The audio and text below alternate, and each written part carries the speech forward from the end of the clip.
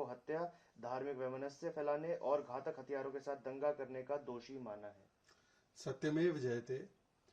आज ये स्पष्ट हो चुका है कि जो दिल्ली में दंगे हुए, दरअसल वो हिंदू विरोधी नरसंहार था।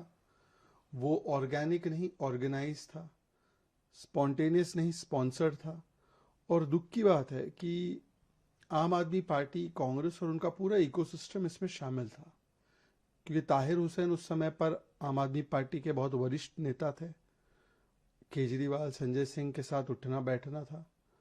और जब उसको गिरफ्तार किया गया तो संजय सिंह और अमानतुल्लाह खान ने केजरीवाल के इशारे पे प्रेस कॉन्फ्रेंस करके उसका बचाव किया। तो इसका मतलब कि आम आदमी पार्टी भी इस प्रकार से इस पूरे हिंदू विरोधी नरसंहार के ऊपर पर्दा डालने की कोशिश कर रही थी। कांग्रेस ने एक कदम आगे बढ़ के उमर खालिद और शर्जील का भी बचाव किया। तो ये वही लोग हैं जो दंगाई बचाते हैं, ये अफजल और याकूब जैसे आतंकी बचाते हैं, और हिंदुओं से जो नफरत करते हैं। इसलिए हिंदू विरोधी नरसंहार को भी जस्टिफाई करने का काम कर रहे थे।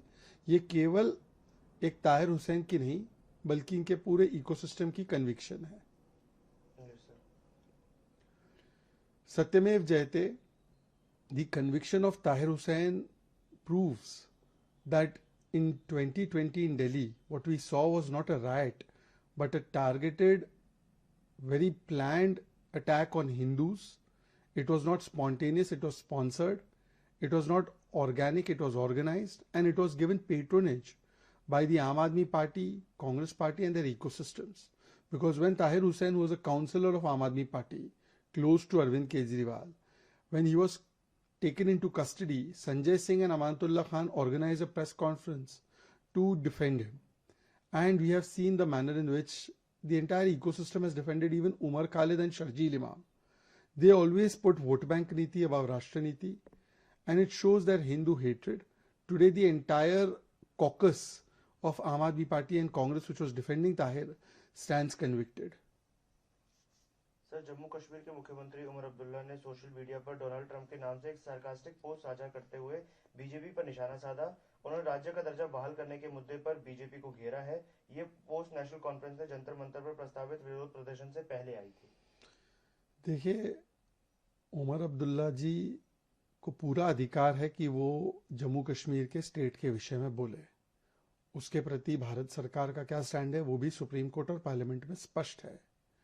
पर स्टेटहुड का बहाना पकड़ते पकड़ते कभी सेपरेटिस्ट के हाथ पकड़ लेना, उनको न्योता देना मीरवाइज जैसे लोगों को, या कभी जम्मू कश्मीर के मामले का अंतर्राष्ट्रीयकरण करने की एक खोज करना, जैसे नेहरू ने किया था, जैसे इंटरनेशनलाइज करने से उनको ज्यादा सहूलियत मिलती है।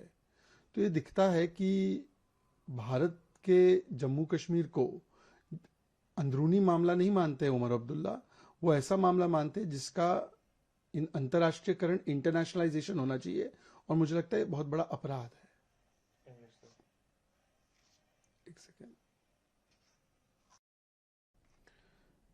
Umar Abdullah ji is well within his rights to speak on the statehood of Jammu Kashmir. In fact, Government of India has already expressed its stand before the Supreme Court and Parliament. But having said that, sometimes in the name of statehood, you hold the hands of separatists. You invite Mirwais Umar Farooq.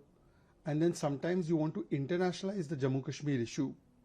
A mistake that Nehru had made, you want to repeat that mistake. So it shows that perhaps your intentions are not on board, and it seems that it is not the statehood issue, but an attempt to create a situation of the early 90s back in Jammu Kashmir that is being attempted at. Sir, BJP सांसद निशिकांत दुबे ने social media पर कांग्रेस के emergency call का जिक्र किया। उन्होंने कहा कि इमरजेंसी के दौरान गायक और अभिनेता किशोर कुमार ने सरकार का विरोध किया था, जिसके बाद उनके गानों पर रेडियो और दूरदर्शन में रोक लगा दी गई और उनकी फिल्मों पर भी असर पड़ा था। बाद में 14 जुलाई को उनसे सार्वजनिक माफी मंगवाई गई और उनके ऊपर लगी पाबंदियां हटा दी गई।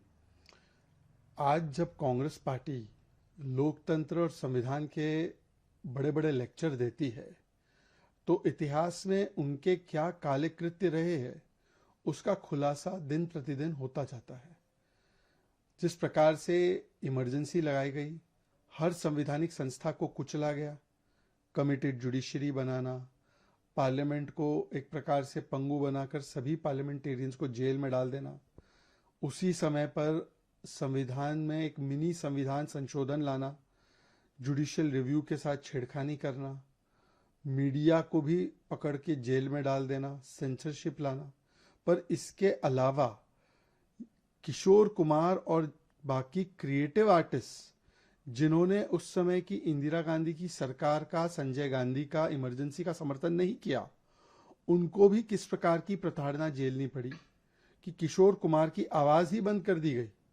और ये लोग अपने आप को फ्री स्पीच का मसीहा बोलते हैं, संविधान का मसीहा बोलते हैं, और आज भी वो प्रवृत्ति गई नहीं है।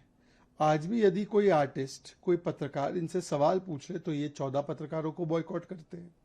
ये पत्रकार और आर्टिस्ट या कंटेंट क्रिएटर्स के खिलाफ तेलंगाना हो या कर्नाटका हो, वहां पे फर्जी केस डालते हैं, इंटिमिडेट करते हैं। तो इमरजेंसी की मानसिकता चाहे किशोर कुमार के साथ हो या कंटेंट क्रिएटर के साथ हो, वो आज भी जस की तस है। The Congress party preaches from the pulpit about constitution, about free speech, democracy, but every day a new chapter of its black dark history of how it overrode the constitution comes out in the public domain. We all know that during the emergency how the constitutional bodies were trampled, whether it's courts, Supreme Court, whether it's media, whether it's parliament. Parliamentarians were jailed, and the manner in which mini constitution was introduced in order to remove judicial review. And not only was this done, they even took badla against those artists who did not support the emergency, like Kishore Kumar. He was completely taken off the radio, he was completely sidelined, and he was subjected to huge amount of harassment and torture. And this shows that this was the Congress's idea of free speech.